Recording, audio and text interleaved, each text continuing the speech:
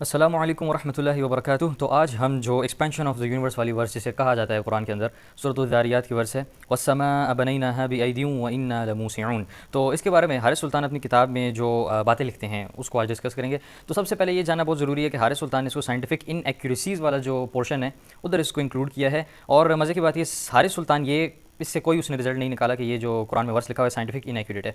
उसने ये कंक्लूजन निकाला है हारिस सुल्तान ने कि अल्लाह ताला असल में कुरान में कहना चाह रहे हैं कि मैंने आसमान बहुत बड़ा बनाया है। मैं मतलब वो कह रहे हैं कि एक्सपैंड करने की बात नहीं हो रही, उधर बात हो रही है कि मैंने आसमान बहुत बड़ा बनाया है। तो हारिस सुल्तान के इस कंक्लूजन से ऑब्वियसली ये तो कहीं साबित नहीं होता कि भाई कोई इनएक्यूरेसी है इस हवाले से कुरान के अंदर साइंटिफिक इनएक्यूरेसी, ये तो कोई साबित नहीं होती है। तो बाकी जो उन्होंने ये बात कही है इसके बारे में बात करते हैं। और एक और बात मैं बताना चाहूँगा, थोड़ा ये भी लोग कंफ्यूज कर देते हैं इसमें, और एथियस्ट भी इस बात को डिस्कस करते हैं।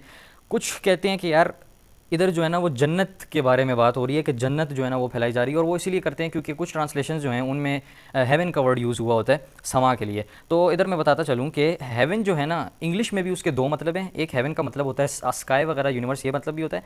दूसरा मतलब पैराडाइस होता है। लेकिन कुरान में जो वर्ड अगर हेवन ट्रांसलेट किया जाता है ना तो उधर स्काई या यूनिवर्स ही इसका मतलब होता है। वो इसलिए क्योंकि कुरान में पैराडाइज के लिए जो स्पेसिफिक वर्ड यूज़ हुआ है वो जन्नत का वर्ड यूज़ हुआ है। जैसे जन्नातिन तजरी मिन तहतिहल अनहार खालिदीन, आगे जो मतलब इस तरह की काफ़ी आयत हैं उसमें पैराडाइज के लिए जन्नत का वर्ड यूज़ हुआ है। लेकिन समा जो वर्ड है ना उसका स्पेसिफिकली मतलब यही होता है कि स्काई या यूनिवर्स। तो इधर भी जो आयत है वो बस समा बनैना है, ये जन्नत के बारे में नहीं है कि जन्नत को फैला रहे हैं, ये आसमान के बारे में ही बात हो रही है। तो एक और चीज़ हारिस सुल्तान हाईलाइट करते हैं कि इसको इस तरह भी ट्रांसलेट किया जाता है कि हम we are certainly expanding it, ये भी ट्रांसलेट किया जाता है। हारिस सुल्तान कहते हैं कि ये सही ट्रांसलेशन नहीं है, और जो बेस्ट ट्रांसलेशन इसकी है वो ये है कि and we are the expanders, यानी कि we have created the sky with great might and we are the expanders, ये इसकी करेक्ट ट्रांसलेशन है हारिस सुल्तान कहते हैं। तो ये बात भी बिल्कुल ठीक है कि इसकी जो फुल एक्यूरेट ट्रांसलेशन है ना द वर्ड लमूसिऊन की, उसकी बिल्कुल एक्सपेंडर्स है, ये एक बिल्कुल एक्यूरेट ट्रांसलेशन है। तो इससे फिर हारिस सुल्तान ने ये रिजल्ट निकाला कि अल्लाह ताला कुरान में ये कहना चाह रहे हैं कि मैंने आसमान को एक बड़ा आसमान बनाया है, मैं एक्सपैंड नहीं करूँ, मैंने एक बड़ा आसमान बनाया, I have created a big sky, ये अल्लाह ताला कहना चाह रहे हैं। तो मैं हारिस सुल्तान को कहूँगा कि यार आपकी इधर इंग्लिश जो है वो ठीक नहीं है, क्योंकि एक्सपैंड का अगर हम डिक्शनरी मीनिंग देखें तो इधर लिखा हुआ है बिकम और मेक लार्जर और मोर एक्सटेंसिव। इधर कंपैरिजन के पॉइंट ऑफ व्यू से बात हो रही है, यानी कि मेक लार्जर लिखा हुआ है, मेक लार्ज नहीं लिखा हुआ कि कोई बड़ी चीज़ बनाना है, लिखा हुआ है मेक लार्जर, यानी कि कोई चीज़ छोटी थी उसको लार्जर कर दिया। ठीक है, इसी तरह मोर एक्सटेंसिव लिखा हुआ है, ये नहीं लिखा हुआ कि मेक समथिंग एक्सटेंसिव, लिखा हुआ है मोर एक्सटेंसिव, पहले कम थी एक्सटेंसिव बाद में ज़्यादा एक्सटेंसिव कर लिया। इसी के साथ साथ नीचे इसके सिमिलर जो सिनोनिम्स वगैरह आप देखेंगे उधर भी यही लिखा हुआ होगा कि वाइडन, वाइडन का वर्ड यूज़ हुआ है। तो इन सारी जो मतलब डिक्शनरी से हमें यही साबित होता है कि ये वर्ड तब यूज़ होता है उस चीज़ के लिए कि जो छोटी थी उसको फिर फैलाया गया या बड़ा किया गया। और इसी के साथ साथ मेडिकल में भी इस तरह की डिवाइसेज हैं जिन्हें एक्सपेंडर कहा जाता है। क्यों? क्योंकि वो जैसे कि एक जॉ एक्सपेंडर नाम की एक डिवाइस आती है, वो आपकी जो जॉ है ना वो छोटी होती है उसको बड़ा करती है। इसका ये मतलब नहीं है कि भाई एक्सपेंडर इधर लिखा हुआ है अच्छा वो ऑलरेडी जो है बड़ी जॉ थी, नहीं, एक्सपेंडर का मतलब है कि कोई चीज़ बड़ी नहीं है उसको बड़ा करने के लिए जो है हम ये डिवाइस लगा रहे हैं। ठीक है, तो डिक्शनरी को देखो तो हारिस सुल्तान की इंग्लिश में जो है वो ख़राबी नज़र आती है, और ये ट्रांसलेशन बिल्कुल ठीक है।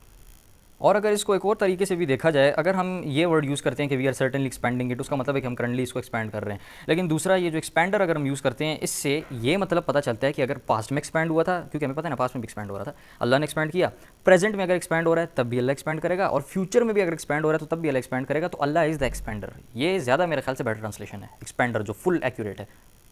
अच्छा, फिर हारिस सुल्तान कहते हैं कि यार अभी ये देखो बाकी जो ट्रांसलेटर्स हैं जैसे ये पिक्थल के नाम से और यूसुफ अली के नाम से, उन्होंने जो है इसको डिफरेंट ट्रांसलेट किया है। तो मैं कहूँगा कि भाई वो सारी ट्रांसलेशंस ठीक हैं।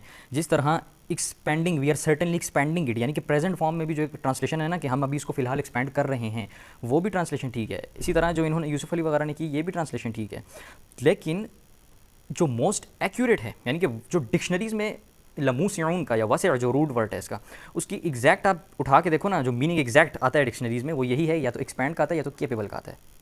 लाइक इन्होंने जो है इधर इस तरह भी ट्रांसलेट किया हुआ है कि and we it is who make the vast extent. हालांकि ये थोड़ी लंबी खींच के इन्होंने ट्रांसलेशन की हुई है, जो इसकी शॉर्ट फॉर्म में बस यही होगी एंड वी आर एक्सपेंडर्स बस, ठीक है, या and we make the vast extent, इस तरह कर लो। तो ट्रांसलेशन सारी ठीक है, लेकिन एक होता है ना कि फुल जो है वो डिक्शनरी के जो मीनिंग है उसको उठा के इधर पेस्ट कर देने वाली ट्रांसलेशन, वो यही है कि वी आर द एक्सपेंडर्स। और फिर एक और बात भी आ जाती है ना कि यार अगर ये वर्ड यूज़ करना भी था जिसको ट्रांसलेट एक्सपेंडर किया जाता है लमूसिऊन, तो भाई कुरान में अल्लाह ताला ने ज़मीन के बारे में भी बात की है, इसी के साथ साथ समुंदर के बारे में बात की है। ये सारी जो लमूसिऊन जो डिस्क्रिप्शन है ये इनके साथ भी फिट इन बैठ सकती है। और कुरान में ऐसे काफ़ी सारे वर्ड्स हैं जो कि एक जगह पर डिफरेंट चीज़ों के साथ बार बार यूज़ हुए हैं, लेकिन ये लमूसिऊन वर्ड है ये सिर्फ इसी जगह जो है जब आसमान का जिक्र हो रहा था या यूनिवर्स का जिक्र हो रहा था उस वक्त ये वर्ड यूज़ हुआ है। तो ये मेरा सवाल है कि ये बाकी जगह जो है वो क्यों नहीं यूज़ हुआ। अभी ये बोलेंगे कि तुक्का मार दिया मोहम्मद सल्लल्लाहु अलैहि वसल्लम ने, तो फिर भाई इसका वही जवाब है कि आपके लिए मैथमेटिकल जो है प्रोबेबिलिटी ऑफ उसे क्या कहते हैं वाइल्ड गैस जो है ना वो ला के सामने रखनी पड़ेगी, और वो भी इंशाल्लाह अगर किसी ने मांगी तो वो भी मैं रख दूंगा, क्योंकि ऐसे तुक्कों की जो प्रोबेबिलिटी है ना वो बहुत कम होती है।